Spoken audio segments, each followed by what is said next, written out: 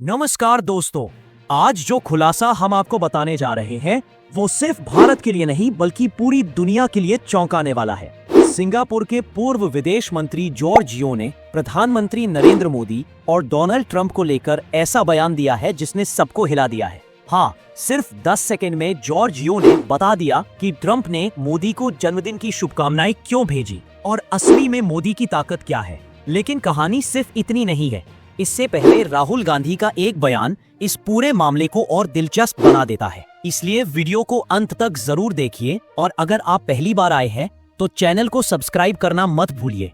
कुछ दिन पहले राहुल गांधी कोलंबिया के दौरे पर थे। वहां उनसे पूछा गया कि क्या भारत और चीन अगले 50 सालों में दुनिया का लीडर बन पाएंगे। इस सवाल के जवाब में राहुल गांधी ने जो कहा उसने सबको चौंका दिया। राहुल गांधी ने कहा, मुझे चीन के बारे में तो नहीं पता, लेकिन मुझे नहीं लगता कि भारत दुनिया में लीडरशिप रोल निभाएगा। ये हमारा मॉडल ही नहीं है। हम इतने अहंकारी नहीं है कि हम ये सोचे कि हमें दुनिया का नेतृत्व करना चाहिए। सोचिए जरा, लीडर बनना अहंकार है? क्या कोई ऐसा भी नेता हो सकता है जो अपने ही देश को लीडर बनते देखना ना चाहे? राहुल गांधी पहले भी कैम्ब्रिज यूनिवर्सिटी और लंदन में ऐसे बयान दे चुके हैं। भाजपा और सोशल मीडिया पर कई लोगों का आरोप है कि वो विदेशों में हमेशा भारत को नीचे दिखाते हैं, कभी प्रमोट नहीं करते। अब इसी बयान के बाद सुनिए सिंगापुर के पूर्व विदेश मंत्री जॉर्ज यो का बयान, जिन्होंने कुछ ही सेकंड में बता दिया कि दुनिया अब भारत को किस नजर से देख रही है। जॉर्ज यो ने कहा, ट्रंप को एहसास हो गया है कि वो अब भारत को थमका नहीं सकते।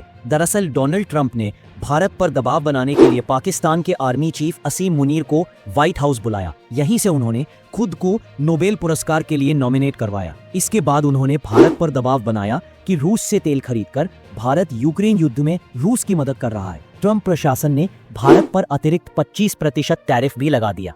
लेकिन भारत तस से मस नहीं। भारत में न दबाव में आकर नीति बदली, न ही अपने राष्ट्रीय हितों से समझौता किया।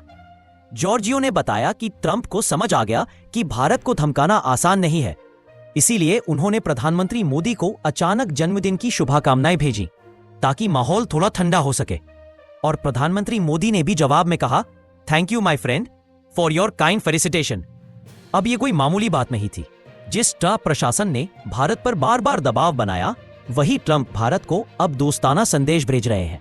जॉर्जियो ने कहा, the multipolar world is now reconfiguring and India is standing firm.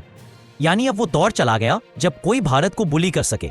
अब भारत झुकने वाला नहीं, अब भारत झुकवाने वाला बन गया है। भारत ने पिछले कुछ वर्षों में जो वैश्विक स्थिति हासिल की है वह किसी संयोग का परिणाम नहीं है, यह एक लंबी रणनीतिक यात्रा का नतीजा है। अमेरिका और पश्चिमी देशों के दबावों के बावजूद भारत ने रूस से तेल खरीदना जारी रखा और दुनिया को दिखा दिया कि वह अपने हितों से पीछे हटने वाला देश नहीं है। यही कारण है कि आज भारत की अंतर्राष्ट्रीय छवि पहले से कहीं ज्यादा मजबूत है। जॉर्जियो का यह बयान केवल मोदी सरकार की ताकत का प्रमाण नहीं, बल्कि यह उस नई वैश्विक व्यवस्था का संकेत है जिसमें भारत एक आत्मविश्वासी शक्ति के रूप में उभर रहा है। एक तरफ राहुल गांधी विदेश में कहते हैं कि भारत लीडर नहीं बनेगा, वहीं दूसरी तरफ दुनिया के वरिष्ठ नेता मानते हैं कि भारत को अब नजरअंदाज करना असंभव हो चुका है। भारत आज जिस आत्मविश्वास के साथ वैश्विक मंच पर अपनी बात रख रहा है, वह दशकों में पहली बार देखने को मिल रहा है। चाहे G20 की अध्यक्षता हो, ब्रिक्स में भारत की भूमिका हो या अमेरिका, रूस, यूरोप और एशिया के साथ संतुलित संबंध, भारत हर मोर्चे पर अपने हितों की रक्षा करते हुए एक नई दिशा तय कर रहा है। यही कारण है कि ट्रंप जैसे नेता, जो पहले भारत पर टैरिफ और दबाव की राजनीति खेलते थे, अब वही भारत से दोस्ताना संबंध बनाए रखने की कोशिश कर रहे हैं। तो सवाल अब ये है, क्या भारत आने वाले समय में वाकई दुनिया का नेतृत्व कर सकता है? क्या भारत अपनी आर्थिक, सैन्य और कूटनीतिक ताकत के दम पर एक नई वैश्विक व्यवस्था में केंद्रीय भूमिका निभाएगा? इसका जवाब समय देगा, लेकिन इतना तय है कि अब भारत को कोई हल्के में लेने की गलती नहीं कर सकता। अगर आपको यह रिपोर्ट जानकारीपूर्ण लगी हो तो वीडियो को लाइक कीजिए। नीचे कमेंट में बताइए कि क्या भारत वाकई लीडरशिप की दिशा में बढ़ रहा है। और इस तरह की सच्ची अंतर्राष्ट्रीय खबरों के लिए चैनल को सब्सक्राइब कीजिए। बेल आइकन दबाना न भूलिए। जय हिंद।